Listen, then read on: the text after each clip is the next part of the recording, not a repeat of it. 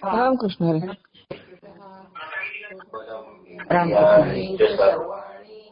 सर्वं ब्रह्मोपनिषदं माहं ब्रह्म निराकुर्याम् मां ब्रह्म निराकरोत् अनिराकरणमस्त्वनिराकरणं मेस्तु तदात्मनि विरतेय उपनिषत्सु धर्मास्ते मयि सन्तु ते मयि सन्तु. ओम शांति शांति शांति.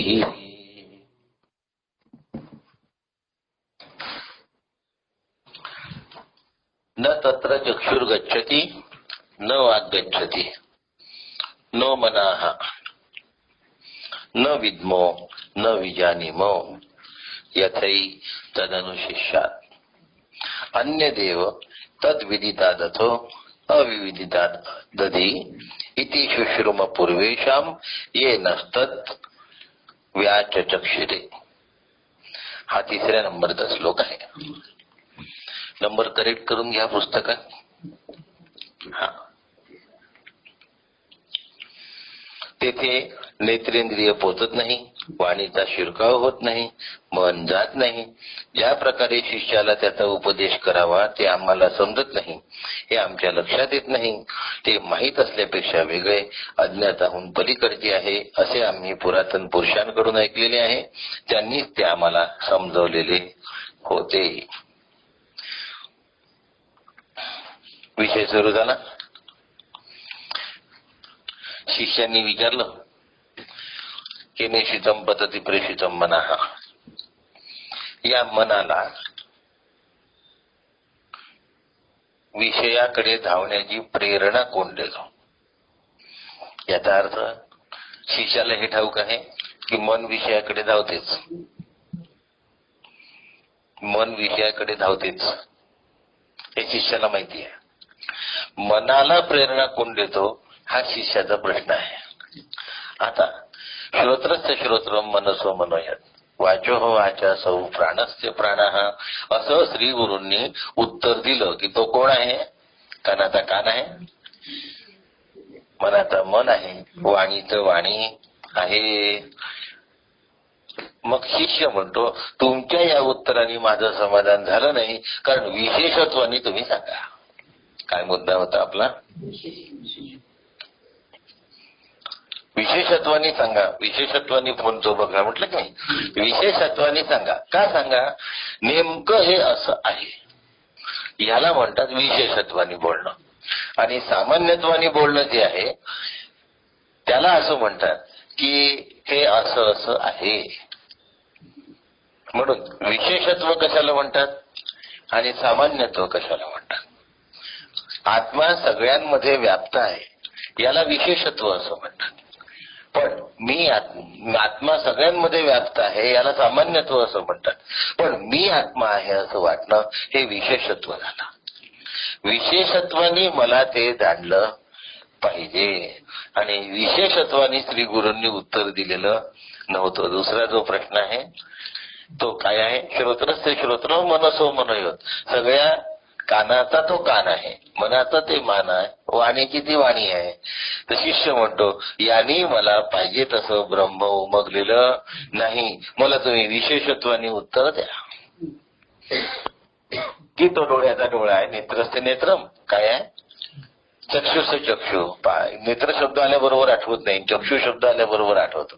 चक्षुष चक्षु मनसो मनोयत, तो डोळ्याचा डोळा आहे, हे मला समजलेलं नाही. मग आता मला विशेषत्वाने सांगा.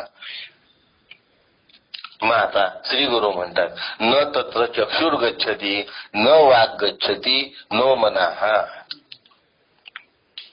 मग शिष्य विचारतो की तुम्ही तिथे डोळा जात नाही असं म्हणता, आत्मस्वरूप डोळ्याला दिसत नाही असं म्हणता, याच्यात काही विशेष उत्तर दिलंय का तुम्ही? काय प्रश्न आहे? लक्ष द्या बरं. आत्मस्वरूपापाशी डोळा जात नाही, याच्यात कोणतं विशेष उत्तर दिलं? ते तर मला अभिप्रेतच आहे. तर गुरु म्हणतात कसं अभिप्रेत आहे तुला ते तरी सांग. तर तो म्हणतो शिष्य जो डोळा स्वतःलाच पाहू शकत नाही तो काय आत्मस्वरूपाला पाहणार आहे. काय सुंदर उत्तर आहे शिष्याचं. आत्मा डोळा न देखावे जया आपण पे न पहावे कैसेनी आपणा जाणवे आपणा माझी. जो डोळा स्वतःला पाहू शकत नाही तो आत्मतत्वाला कसा बघणार आहे. अशक्य कोटीतली गोष्ट आहे तो आत्मतत्वाला बघणं. आणि म्हणून आपलाच आत्मा आपल्याला कसा जाणवेल हे मला विशेषत्वाने सांगा. हे आता तुमचे सहज सामान्यत्वाचे उत्तर माझ्या पचनी पडत नाहीत. आता काय झालं शिष्य इरेला पेटला आहे उत्तर घेण्यासाठी. शिष्याला आता चैन पडत नाही आहे उत्तर मिळण्यासाठी. आणि म्हणून याचं उत्तर दुसऱ्या मंत्रात आलं आहे चक्षुष चक्षुः. आता न तत्र चक्षु गच्छति इथून इथे सुरुवात काय केली आहे. श्रोत्रस्य श्रोत्र मनसो मनो वाचस्य वाचा सौ प्राणस्य प्राणः चक्षुश्च चक्षुः असा आहे दुसऱ्या मंत्रामध्ये. म्हणून तिसऱ्या मंत्राचा प्रारंभ चक्षुनी आहे. म्हणून म्हणतात न तत्र चक्षुर गच्छति. तत्र म्हणजे कुठे हा प्रश्न फक्त काकांनीच विचारलेला आहे. तत्र म्हणजे कुठे कुठे जात नाही डोळे. न तत्र चक्षु गच्छति. मग ते म्हणतात चक्षु शब्दाचा अर्थ त्वचा पण घ्यायचा कान पण घ्यायचा सगळं ज्ञानेंद्रिय पूर्ण आले. मग आता तिथे डोळा जाऊ शकत नाही म्हणजे डोळा डोळ्याला पाहू शकत नाही म्हणजे डोळ्यांनी आत्मा दिसू शकत नाही. आत्मस्वरूप हे डोळ्यांनी पाहता येण्यासारखं नाही हे स्पष्ट करून दिलं आहे. मग का नाही जाणू शकत. मग डोळा स्वतःला पाहू शकत नाही मग डोळा डोळ्यालाच कसा पाहिल. डोळा आत्म्याला कसा पाहिल. जो डोळा स्वतःला पाहू शकत नाही तो डोळ्याच्या डोळ्याला कसा पाहू शकेल. म्हणून वाक्य आहे स्वात्मनी गमन असंभवात. आपल्या स्वतःचे स्वरूपात स्वतःला जाणे असंभव आहे. आणि म्हणून कर्णनेत्रादी संघाचा आत्माची चेतना नेता आत्म्याचे सत्तेवर डोळा बघू शकतो. मग डोळा आत्मसत्तेला कसा बघू शकेल. मुलगा वडिलांचं बारसं बघू शकेल का. बघू शकणार नाहीये. मुलाला वडिलांचं बारसं बघणं कधीही शक्य नाही. तसं डोळ्याला आत्मा बघणं कधीही शक्य नाही म्हणजे डोळ्यांनी आत्मा दिसणार नाही. आणि तुला तर विशेषत्वाने उत्तर पाहिजे. तू म्हणतो मला सामान्यत्वाचं उत्तर देऊ नका विशेषत्वाचं उत्तर द्या. आणि विशेषत्वाने तो पाहू शकत नसल्यामुळे तुला मी विशेषत्वाचं उत्तर कसं देऊ. तरी ते समजावून सांगतात. काय समजावून सांगतात. स्थूल गोष्ट सूक्ष्माला बघू शकत नाही. स्थूल गोष्ट सूक्ष्माला बघू शकत नाही पण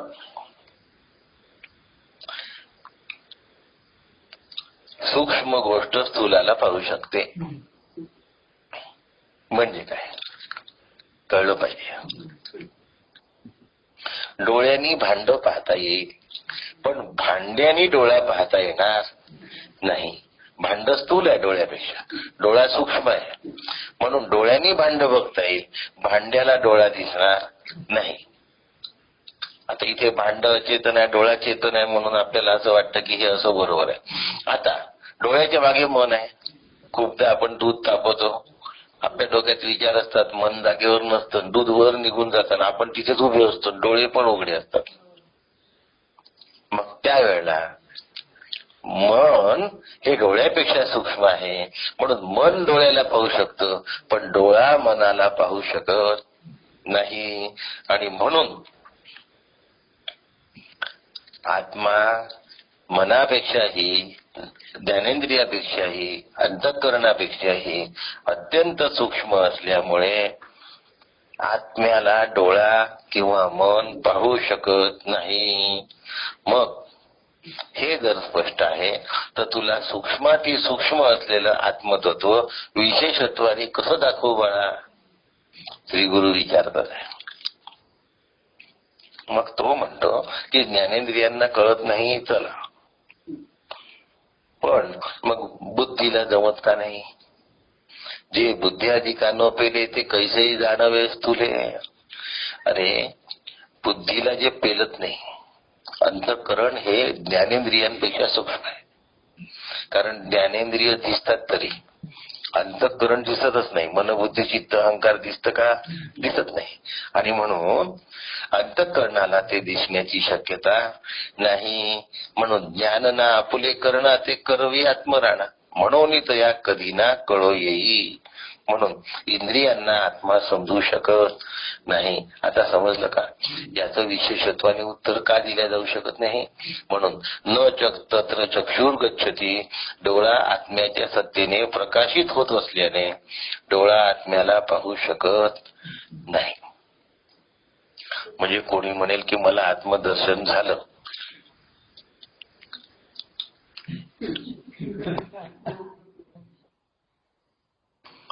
पद्धती असतात.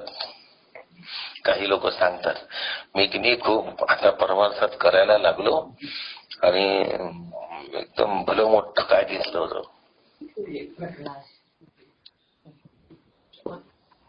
मी एक चरित्र वाचलं होतं, नाव नाही सांगत, आणि त्या चरित्रात त्या संताला आकाशभर राम दिसले.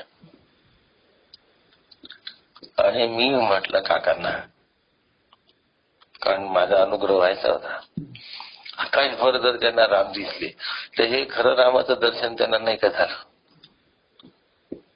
काका म्हणले नंतर ते राम दिसत राहिले का सांग? तर नाही. दिसलं त्याच्या आधी होते का सांग? म्हणे नाही. मग ते ब्रह्म असू शकत नाही. हे पक्क. एकदम माझं काय झालं, मी विचारातच पडलो, निघणारच. तसं काही लोकांना ध्यानाला बसल्यानंतर रंग दिसतात, लाल,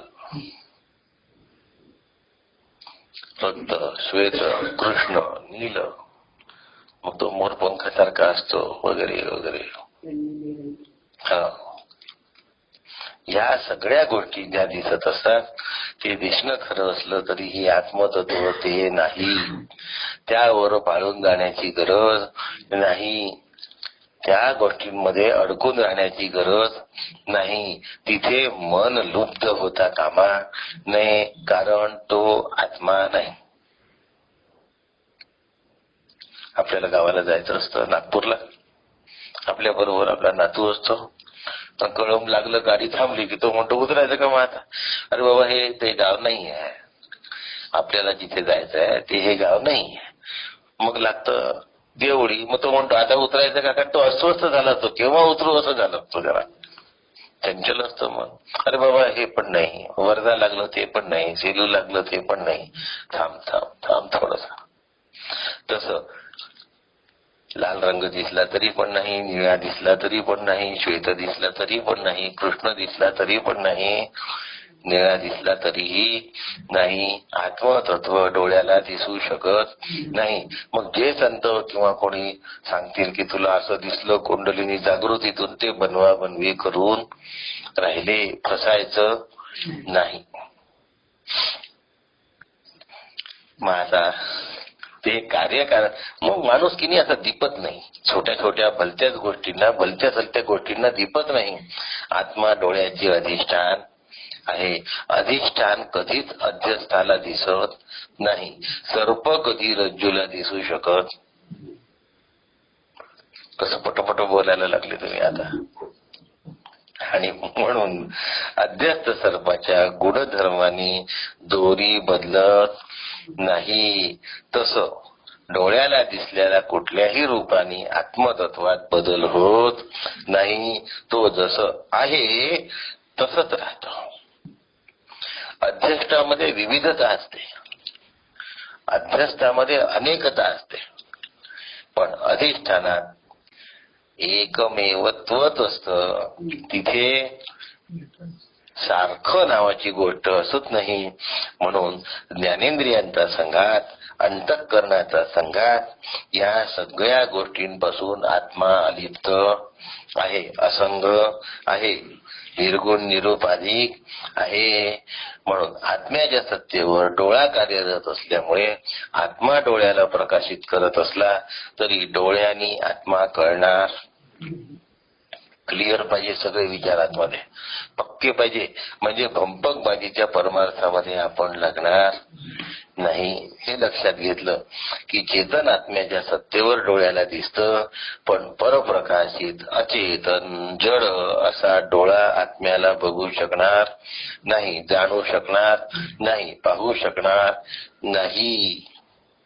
डोळ्याला आत्म्याशिवाय दिसू शकत नाही, पण डोळ्या आत्म्याला पाहू शकत. काही शंका आहे का? मग आता पुढे चालू. न वाग गच्छती, तिथे वाणी आत्म्याच्या सत्तेवर कार्य करते, बोलते. वाणी आत्म्याला जाणू शकत नाही. माझा वाणी कोणाबद्दल बोलते? दृश्य आणि अनात्म्याबद्दल वाणी बोलते. आणि म्हणून नाम रूप गुण क्रिया संज्ञा जाती धर्म इत्यादी बाबत वाणी बोलू शकते. आत्मा रूप आहे, आत्मा निराकार आहे, आत्मा निर्गुण आहे, आत्मा निरवयव आहे. म्हणून आत्मस्वरूपाच्या ठिकाणी वाणी स्तब्ध होते. म्हणून अनुर्वाच्य निरूपण. काय वाक्य आहे समर्थांचं? वाच्य निरूपण आहे का? नाही. म्हणून आत्म्याचं विशेषत्वाने वाणी वर्णन करू शकत नाही. आत्म्याचं विशेषत्वाने नेत्र रूप बघू शकत नाही. काही जणांना ध्यानाखाली ऐकू येतात मंजूळ आवाज, तरीही तो आत्मा नाही. अजून काही सांगायचं नाही का? काही गंध येतात, सुगंध, तरीही तो आत्मा नाही. पक्क असलं पाहिजे. म्हणजे परमार्थामध्ये जी बंधुगिरी आहे, जी भंपकबाजी आहे, याच्या मागे लागायचं नाही. कधीही याला बळी पडायचं. मग काका म्हणतात, वाणी जे जे बोले ते तेने कळे. शब्द वाणी रूपे गेले असते तेथे. वाणीने जे बोलले जाते, जे कळते, ते शब्द ज्ञेय वस्तूकडे वळलेले असतात. म्हणून आत्मा वाणीला सापडत नाही. अक्षर आणि शब्द यांना आत्मा भूल पाडतो. दुसरं वाक्य काय आहे? अगम्य आत्मा वेदांत नाही नेती नेती म्हणण्यासाठी भाग पाडतो. अगम्य आत्मा वेदांना सुद्धा नेती नेती म्हणण्यासाठी भाग पाडतो. परी आत्म्याची घरा वाणी दिघे भरभरा, जाता तयाची दारा न कळे काही. आत्म्याबद्दल वाणी पटापट पटापट पटापट बोलायला लागते, पण आत्म्याच्या दारात गेलं की वाणीची बोलती बंद होते. वाणी बोलू शकत नाही. न तत्र चक्षुर गच्छती न वाग गच्छती नो मनाहा. गंमत म्हणून तिथे मन जाऊ शकत नाही. गंमत म्हणून एक गोष्ट सांगतो, यातला नो शब्द मी इंग्रजीतला घेतला. नो मनाहा, हे नो, मन जाऊ शकत नाही असा अर्थ घेतला. नो मनाहा म्हणजे मनाला तिथे प्रवेश नाही, नो एंट्री, नो मनाहा.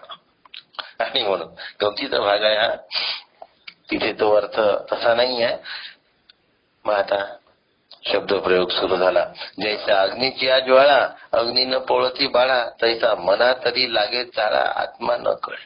मन कितीही आत्म्याच्या मागे घोंगावलं तरीही मनाला आत्मा कळू शकत.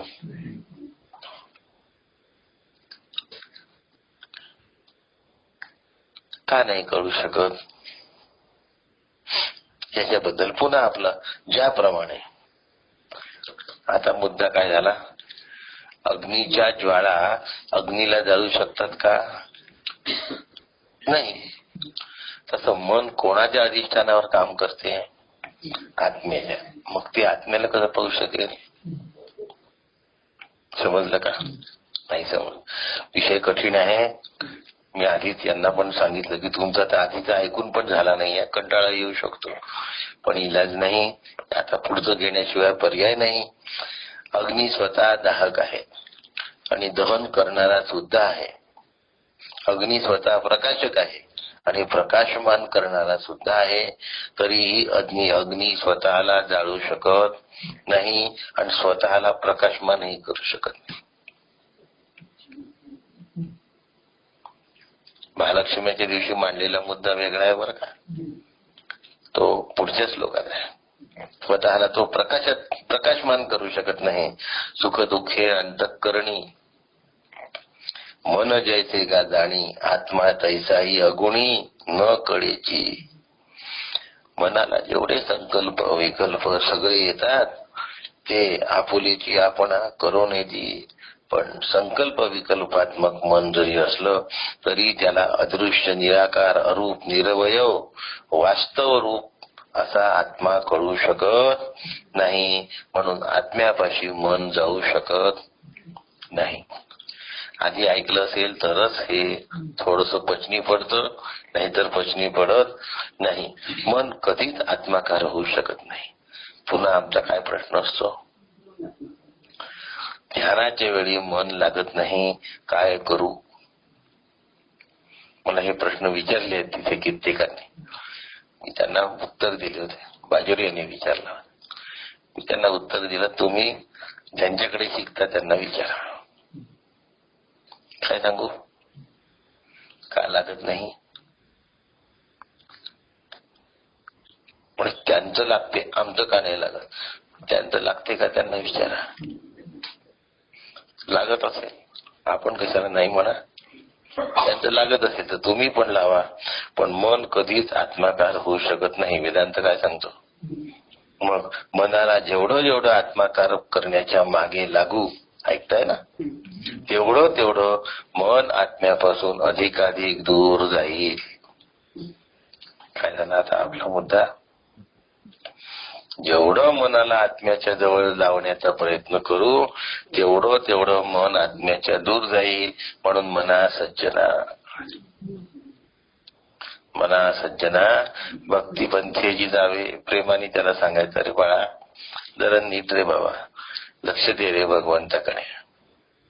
सगुणापाशी मन लागू शकतं, पण निर्गुण आत्मतत्वामध्ये मन जोडता येत नाही.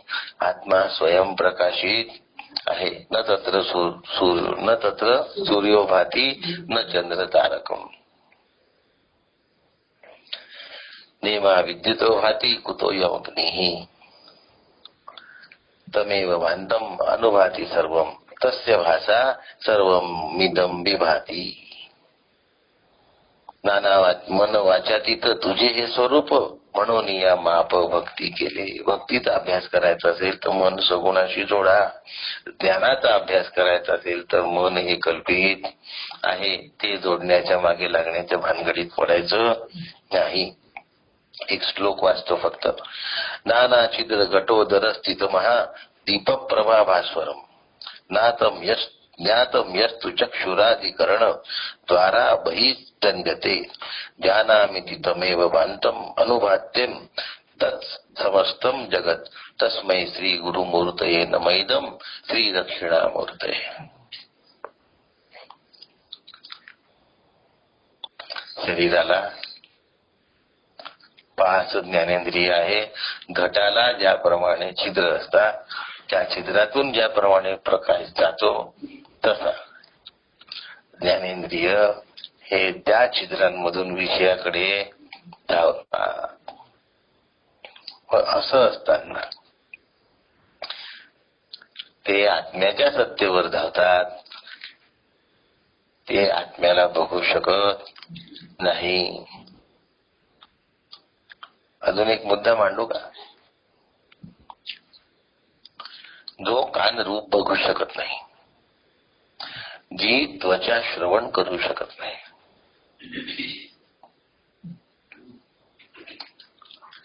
जी वाणी पाहू शकत नाही,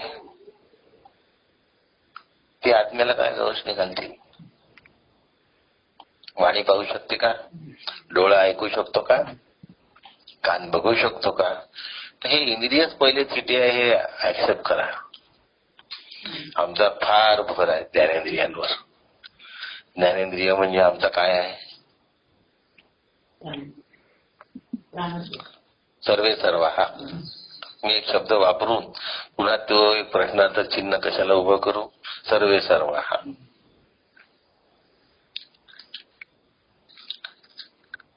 आत्ताच एका माणसाशी माझं फोनवर बोलणं झालं होतं मुंबईला. ते मला म्हणले, काय करू, माझे दोन्ही डोळे गेले आहेत, आणि जर माझे डोळे गेले आहे तर माझं सगळं संपलं. डोळे गेल्याने माझं सगळं संपू शकतं का? नाही संपू शकत. मग संपलं या भ्रमामध्ये का राहिला? डोळे सर्वे सर्व आहे असं समजतो म्हणून. तर दुसरा मुद्दा घेऊ. वाणी गेली, बोलता येत नाही, पण माझं सगळं आयुष्य संपलं का? जीवनामध्ये नैराश्य आणायचं का? नाही. मी आत्मा आहे, मी आनंद स्वरूप आत्मा आहे. वाणी गेली तर माझा काही बिघडणार नाही, डोळे गेले तर माझं काही बिघडणार नाही, ऐकू नाही आलं तर माझं काही बिघडणार नाही, चालता नाही आलं तरी माझं काही बिघडणार. मी आनंदातच राहीन, मी आनंदातच जगेन. माझ्या मनावर मी दडपण घेता कामा. दडपण केव्हा घेतो आपण? दडपण केव्हा घेतो आपण? ज्या वेळेला त्या इंद्रियांना आपण ते समजतो त्यावेळेला आपण दडपण घेतो. आता हा मुद्दा पुढे स्पष्ट करू 2 श्लोकानंतर. आणखीन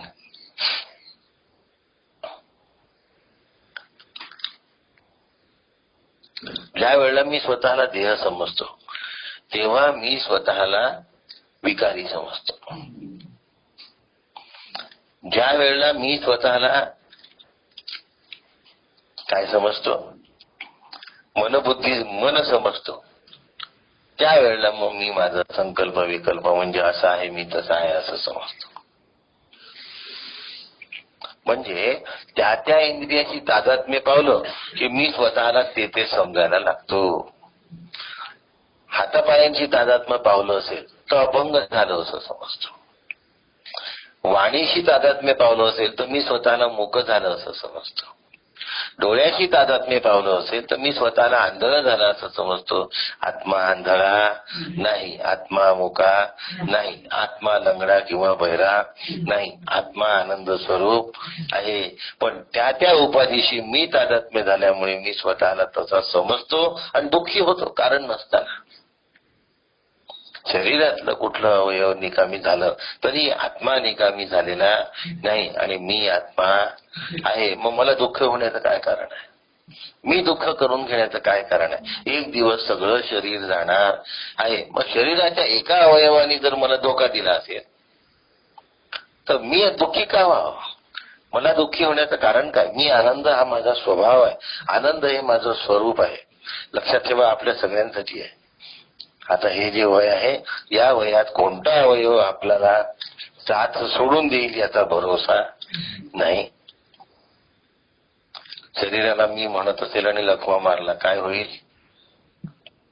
सगळं चांगलं आहे पण माझं जीवन दुःखी झालं.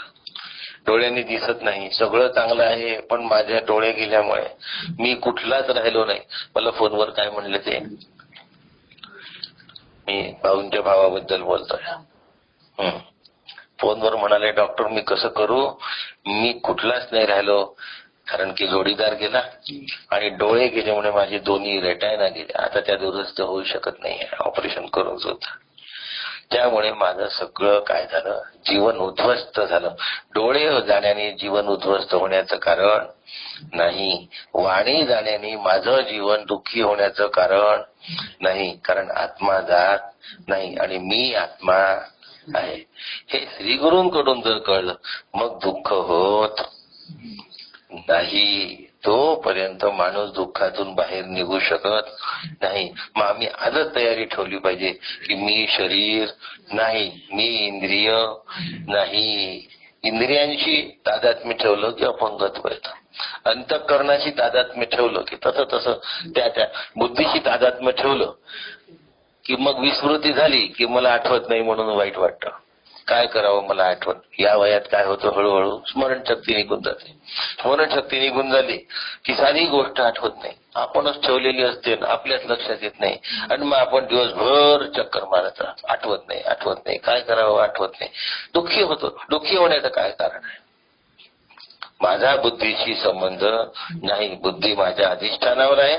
चालेल तोपर्यंत चालेल, नाही चालेल त्या दिवशी नाही चालणार.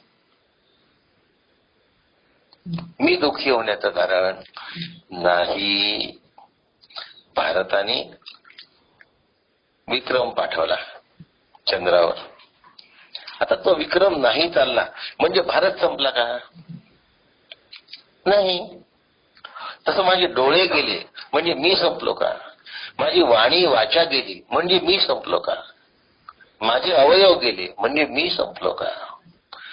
मी अवयव नाही, मी वाणी नाही, मी डोळे नाही, मी कान नाही. म्हणून माझ्या शरीराला कुठला अपाय झाला तर मला दुःखी होण्याचं कारण नाही. आनंद हे माझं स्वरूप आहे. याला अभ्यास म्हणतात.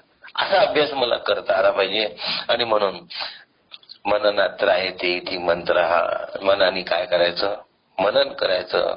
आणि गुणाचे आधारे निर्गुण पाविजे निर्धारे. सारा सार विचारे संत संगे. अनेक गोष्टी असतात पण आम्ही विचार करत नाही. आम्ही स्वतःला दुःख करून घेतो. दुःख करून घेणं हा आमचा छंद आहे. म्हणून माणूस फजितखोर प्राणी आहे. एकदा एका माणसाचा अपघात झाला. 5-10 ठिकाणी हात तुटले. चिन्मयानंदांशी ते भेट झाली. चिन्मयानंद त्याला भेटायला गेले. तो म्हणला, मी असं काय केलं की जेणेकरून माझे एवढे हाड तुटावे? चिन्मयानंद त्याला म्हणाले, तू असं काय केलं की एवढे हाडे तुटू नये, तू जिवंत राहावा? एकदम त्याला उभारी आली की अरे मी तर जिवंत आहे, हाड भले तुटले असं. तसं मला चांगलं ठेवलेलं आहे. एक वाचा गेली तर काय बिघडलं, एक दृष्टी गेली तर काय बिघडलं, कान गेले तर काय बिघडलं. जे गेलं तेच माणसाला जाऊ नये असं वाटत असतं. माणसाचा स्वभाव कसा आहे, काही झालं तरी चालेल पण डोळे नाही बिघडले पाहिजे. काय म्हणतात, काही झालं तरी चालेल, वाचा नाही गेली पाहिजे. काही झालं तरी चालेल पण पॅरालिसिस नाही झाला पाहिजे. आणि असं चालत नाही, कारण आम्ही त्या इंद्रियांशी स्वतःला काय करून घेतलं. त्याशिवाय माझं अडतं असं वाटतं. अडण्याचं काहीच कारण नाही. ऋषी मुनींनी वर्षानुवर्ष मौन केलेलं आहे.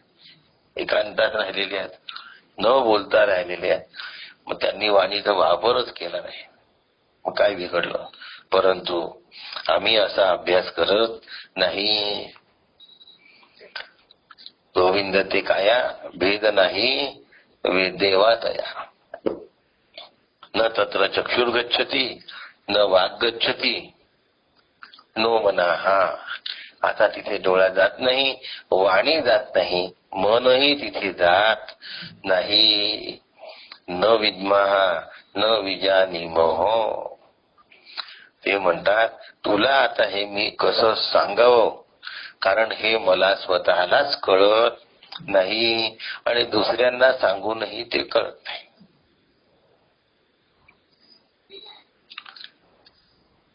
काय सुंदर आहे. गुरु म्हणतात आहे की मला आत्मतत्व कसं सांगावं हे कळत नाही, कारण सामान्य बुद्धीला आत्माकलन होत नाही. आता मला कळत नाही, त्यामुळे तुला सांगता सुद्धा येणार नाही आणि दुसरा कोणी सुद्धा तुला सांगू शकणार नाही. यात त्यांचा अभिमान नाही आहे बरं का. ते मला स्वतःलाच तत्व जाणण्यासारखं नाहीये, म्हणून न विद्मो म्हटलं. आणि न विजानीमो, कोणी सांगून ते कळणार सुद्धा नाहीये, कारण वेदांनी सांगून सुद्धा ते कळलं नाही, तत्वानी तर संतांनी सांगून सुद्धा ते कळलं नाही. म्हणून बुद्धिगम्य शब्दज्ञान, आत्मा काय जीव कसा हे कळतं, पण जीवच आत्मा कसा, आत्माच ब्रह्म कसा हेही कळतं. सर्वम खल्विदम ब्रह्म हे कळतं, सर्व विश्वच ब्रह्मरूप आहे हे कळतं, कुणी सांगितल्याने कळतं, वाचून कळतं, प्रवचन श्रवणाने सुद्धा कळतं. पण हे परोक्ष ज्ञान असतं. आत्मा अरेवा श्रोतव्य मंतव्य निधिध्यासितव्य. पहिल्या दोन मध्ये आयुष्यभर अडकून पडायचं नाही. काय म्हणतात काका?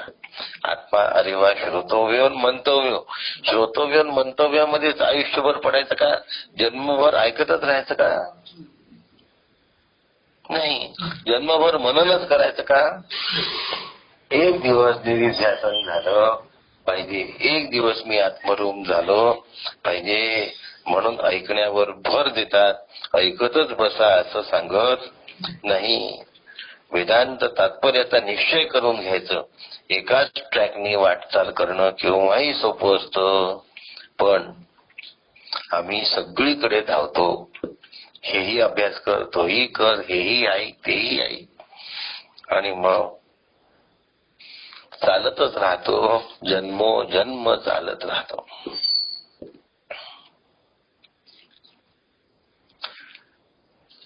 पाणी वाहणाऱ्याला पाणकी म्हणतात. काय म्हणतात? पाणी वाहणाऱ्याला पाणकी म्हणतात. मग जो शिष्य गुरूंचा अंकित असतो त्याला दास असं म्हणतात. त्याला काय म्हणतात? दास असं म्हणतात. गुरूंचा दास झाल्याशिवाय आत्मा कळत. गंमत सांगतो, घडलेली गोष्ट आहे. एक मुलगी होती, तिथं लग्न झालं. घडलेली गोष्ट आहे बरं का. संस्कृताचं ज्ञान असलेली. आता त्याचं नाव अ वरून होतं म्हणून त्यांनी इथं नाव अ वरून ठेवलं आणि नाव ठेवलं अंकिता. आणि अंकिता ऐकल्याबरोबर तिचं डोकं भडकलं, कारण अंकिता शब्दाचा अर्थ दासी असा होता. काय होतं? नाव ठेवून ठेवून काय ठेवलं म्हणे, तर अंकिता ठेवला म्हणे. त्याला माहितच नाही अंकिताचा अर्थ दासी होता. त्याचा संस्कृतचा अभ्यासच नव्हता. त्याचं नाव अ वरून होतं म्हणून इथं ना त्यांनी अ वरून सगळे मिळून काय ठरलं ते अंकिता ठरलं. हिला हे समजलं की अंकिता शब्दाचा अर्थ दासी होतो आणि तिला कोणी अंकिता म्हटलं की तिला सारखं दासी म्हणून बोलवल्यासारखं वाटायचं. श्री गुरूंचा दास व्हायला पाहिजे. न विद्मो न विदानीमो यथै तदनुशिष्यात. आणि म्हणून आत्म्याचे ज्ञान कसे तुला द्यावे हे आम्हाला समजत नाही. श्री गुरु म्हणून राहिले, हा आत्मा मी जाणू शकत नाही. ज्ञानेंद्रिय अंतःकरण पंचक कशालाही तो कळत नसल्यामुळे तो आत्मा जाणता येत नाही. वाणीला तो सांगता येत नसल्यामुळे कोणाकडून तू तो समजून सुद्धा घेऊ शकत नाही. आणि आत्मा घटादिवत कळणार नाही, कारण तो स्वयंसिद्ध आहे. ओम नमो जी आद्या वेद प्रतिपाद्या जय जय स्वसंवेद्या. जे अध्यस्त अधिष्ठाना ब्रह्म एक वा नाना म्हणून कवळण्याही अनुमाना ते न कळे. कुठल्याच अनुमानाने ब्रह्म कळू शकत नाही. म्हणून आचार्य सांगतात प्रमाणाने आत्मज्ञान होत नाही, प्रमाणाने आत्मबोध होत नाही. आत्मा कुठल्याही प्रमाणांचा विषय होत नाही. प्रमाणम विना प्रमा न सिद्ध्यती. प्रमाणाशिवाय ज्ञानाची सिद्धी होत नाही. म्हणून ज्याच्या साह्याने आपण ज्ञान घेतो त्या साधनाला प्रमाण असं म्हणतात. आता सुरू झालं प्रत्यक्ष, अनुमान, उपमान, अर्थापत्ती, अनुपलब्धी असे 5 प्रमाण आहे. हा विषय झालाय का?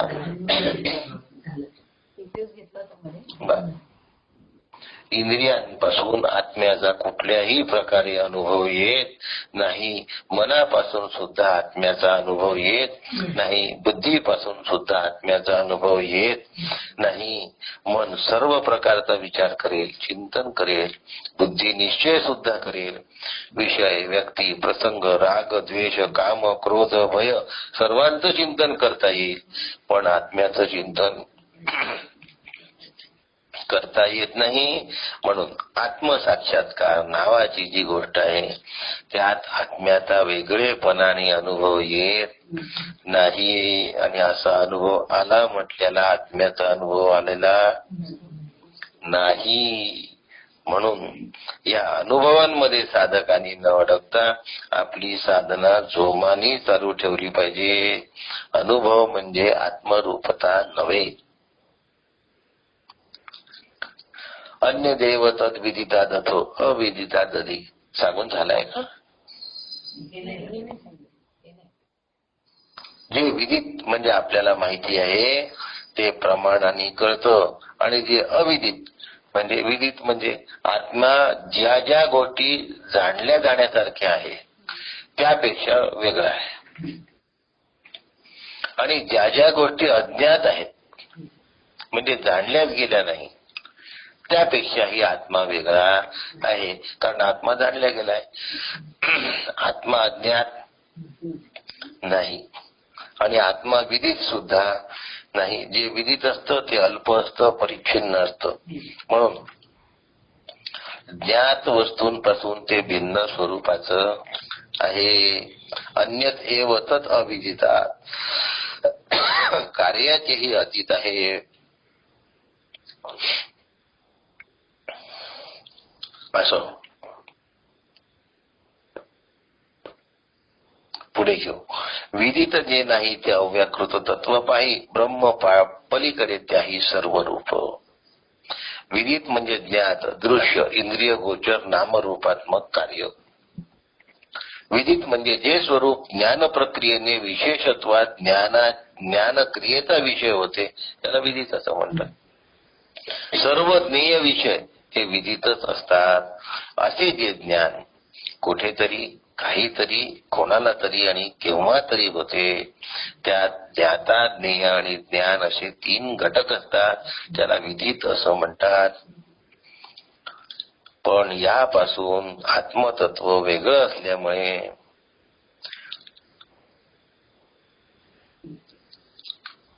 ते विदित मध्ये मोडत नाही. म्हणून अन्य देव विदिता दथो विदित मध्ये ते मोडत घटद्रष्टा घटात भिन्न.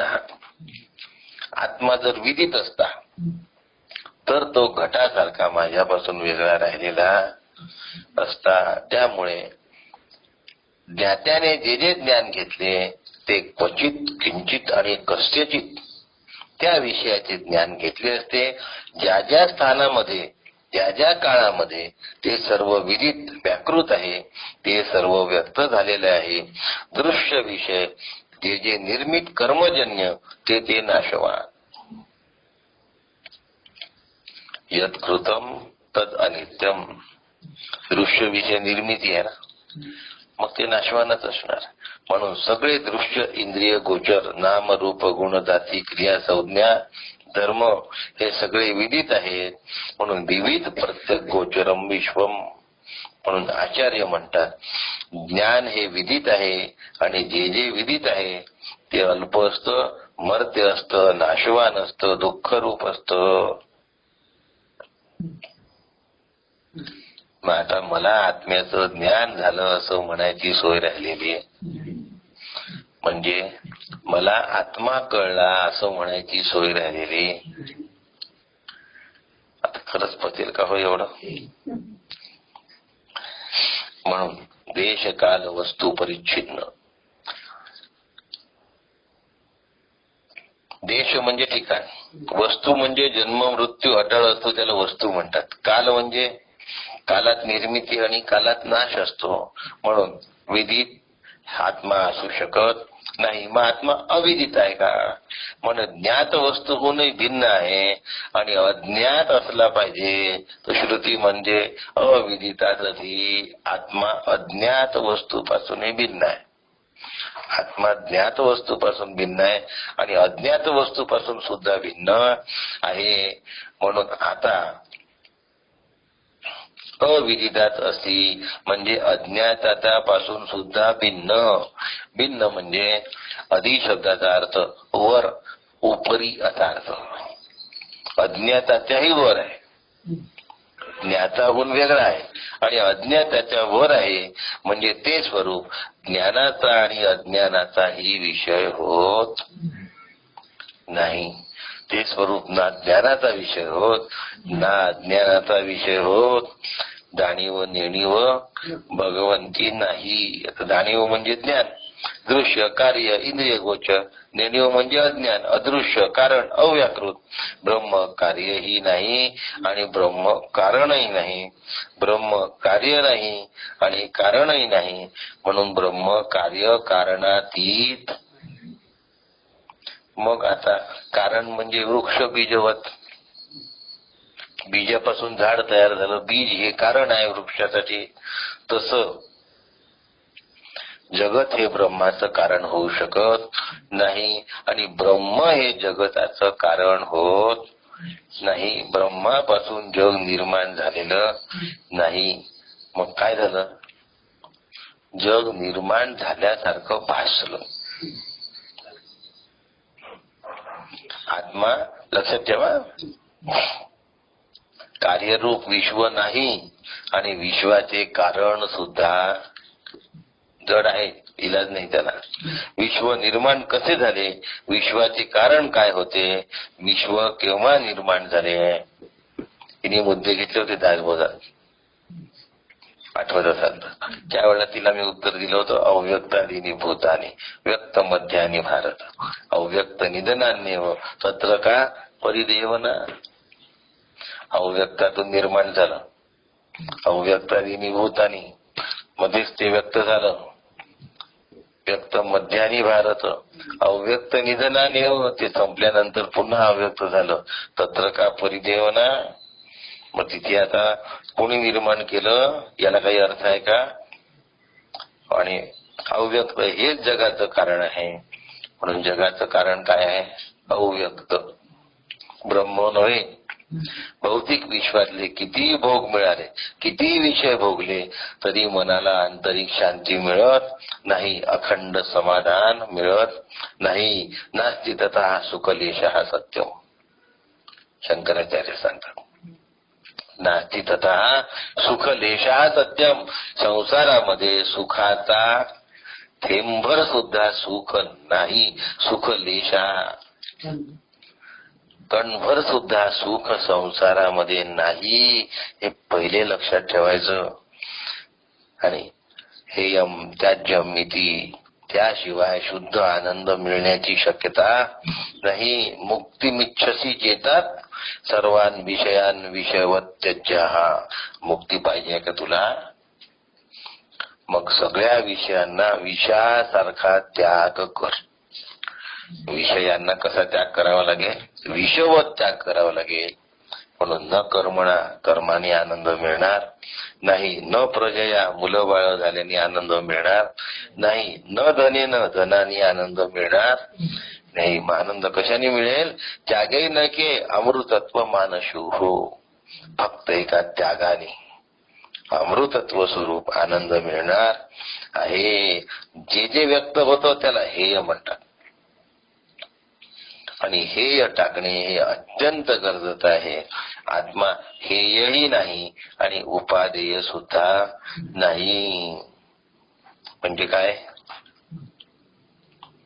आत्मा हेय नाही म्हणजे त्याग करता येत नाही. उपादेय म्हणजे ग्रहण करता येत.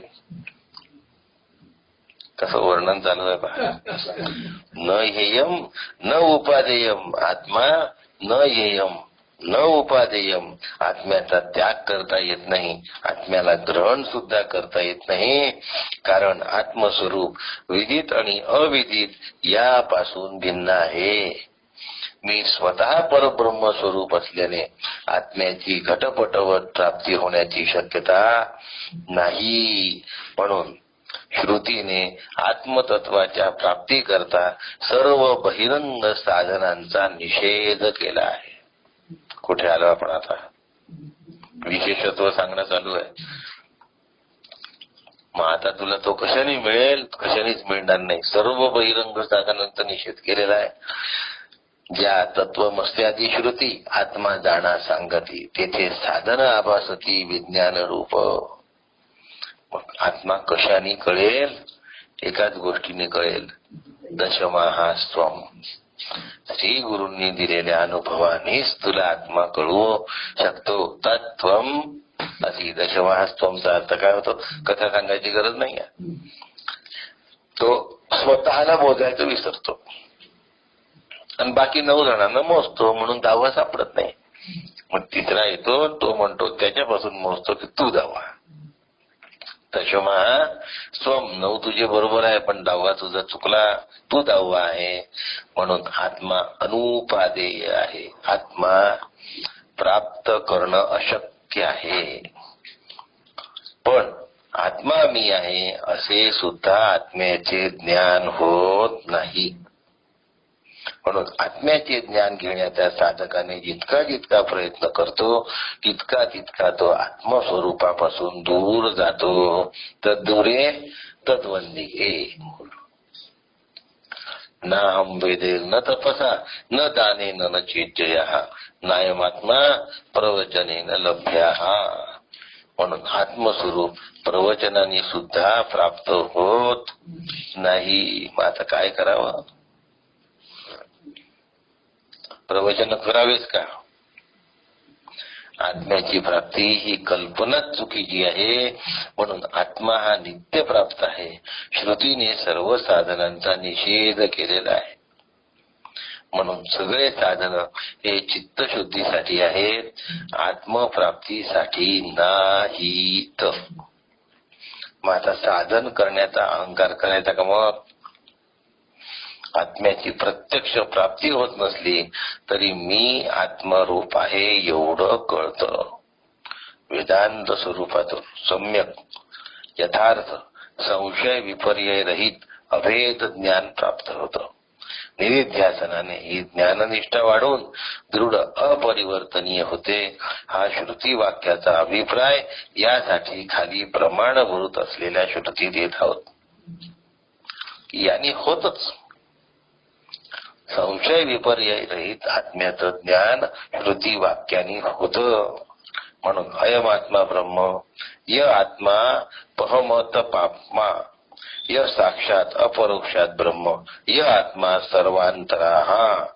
जीव ब्रह्मैक्य सांगणाऱ्या प्रतिपादन करणारे या उभे आहेत आणि ताकांची पण उभी आहे. हा आत्मा ब्रह्मची आहे, तू तोची होऊन राहे. ऐशी श्रुती जे पाहे परंपरेच्या. अशा श्रुतींचा मला काय करायला पाहिजे? अध्ययन करायला पाहिजे. पण आत्मस्वरूपावर प्रवचन करता आलं म्हणजे आत्मा कळला असं होत नाही. उत्कृष्ट वक्ते आहे, चांगलं प्रवचन देता आलं म्हणजे आत्मप्राप्ती झाली असं समजू नये. ब्रह्मस्वरूपाचे ज्ञान उपदेश परंपरेने घ्यावे. शब्द वापरून ब्रह्मरूपता उपदेश परंपरेने आग्रहपूर्वक ठसवीत आहे. प्रवचन, कीर्तन, तत्व, तर्क, तप सर्व चित्तशुद्धीची साधनं आहेत असे आम्ही श्री गुरूंकडून ऐकलेले आहे. म्हणून त्यांना मनोभावे शरण जाऊन गुरुमुखातून जर श्रवण केलं तर त्यांच्या अनुग्रहाने, त्यांच्या असीम कृपेने आम्हाला जे काही समजलेलं आहे ते सांगितलेलं आहे. म्हणजे काय म्हणतात पुन्हा, गुरु आम्हाला जे समजलं ते तुला सांगितलं तर आता कळलं का? दुर्लभो विषय त्याग, दुर्लभम तत्वदर्शनम, दुर्लभा सहजावस्था सद्गुरो करुणाम विना. काय श्लोक आहे, किती सुंदर श्लोक आहे. दुर्लभ हा विषय त्याग हा दुर्लभम तत्वदर्शनम. दुर्लभ हा सहजावस्था सद्गुरो हो करुणाम विना. श्री गुरूंच्या करुणेशिवाय कृपेशिवाय शक्य नाही. म्हणून तत्कथम तू आत्मा ब्रह्म, मी साधक हे निरतिशय निर्विषय स्वरूपाचे परब्रह्म कसे बरे होऊ शकेल असा पुन्हा त्याला प्रश्न पडलेला आहे. आणि या प्रश्नाचं उत्तर आपल्याला आता उद्या बघणं भाग आहे. कारण अजूनही विषय बराच थोडासा तरी आहेच. घेऊ की उद्या घेऊ, एवढा 8 वाजले, उद्या घेऊया, वेळ झाली आपली. इति शुश्रुम पूर्वेशाम ये नसतात व्याचक्षिरे असा हा मुद्दा आहे. आठवण द्या की इथून घ्यायचा आहे. रामकृष्ण हरी. थांबूया, आपली वेळ झाली.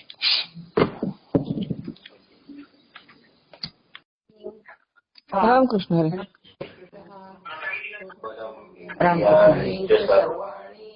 सर्वं ब्रह्मोपनिषदं माहं ब्रह्म निराकुर्याम् मा